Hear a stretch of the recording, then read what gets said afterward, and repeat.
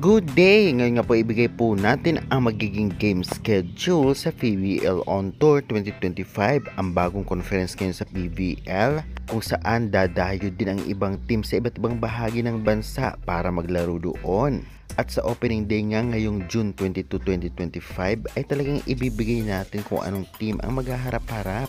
Kaya bago ang lahat guys, please naman, don't forget to like, comment, and subscribe, and pa-hit the notification bell for more valuable updates. Pa-subscribe naman, maraming salamat. And syempre, pa-purchase na lang ng PVL t-shirts, Creamline, Chocomocho, at iba pang t-shirts sa PVL. Salamat. Bago natin ibigay ang game schedule, ay pag-usapan po muna natin ng konting preview o review ang magaganap ngayon sa PVL On Tour.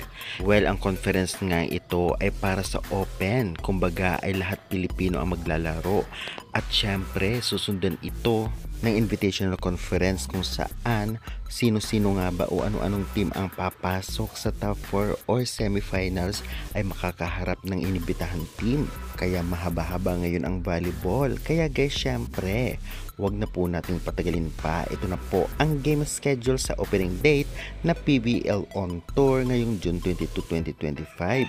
Unang maghaharap nga Akari Power Chargers versus Signal HD Spikers 4 PM. Susundan naman 6:30 PM Capital One versus Cream and Cool Smashers at ang venue nito ay sa Vigan City, Ilocos Sur. At mapapanood po ninyo ito sa channel na One Sports or One Sports Plus. Kung kayo po ay may cable sa inyong bahay, meron din po nito sa Pilipinas Live. I-download nyo lamang po ang application na Pilipinas Live at mag-register kayo. Oo, may bayad ngunit sulit naman. Meron din po sa website. Kung kayo po ay may internet sa inyong mga cellphone, search nyo lamang po sa Google or Chrome PVL Live. Kaya ano pang inaantay nyo guys? Syempre, tutok na sa paparating na PVL On Tour 2025. Well, ang maglalaro po ngayon sa PVL ay talaga namang yung mga baguhang recruit nila.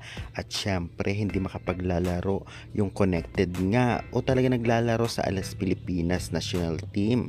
Kung baga ay focus muna po sila bilang national team players dahil sunod-sunod nga ang international game kagaya ng VTV, SEA Games, SEA Volleyball League at iba pa. Sa ngayon nga ay hindi pa natin masyadong mapredict kung ano-anong team ba ang malakas ngayong conference na ito, lalong-lalo pa napakarami nga ang nabawas at napakarami ang nadagdag sa every team. Kung baga ay panibagong line-up ang makikita natin sa darating na labanan. At sa tingin niyo guys, yung mga nasa lower rank team ay makabawi nga kaya ngayong conference na ito? Kung ganun pa man ay i-comment yun na yan at huwag kalimutan mag-like and subscribe for more updates. Maraming salamat.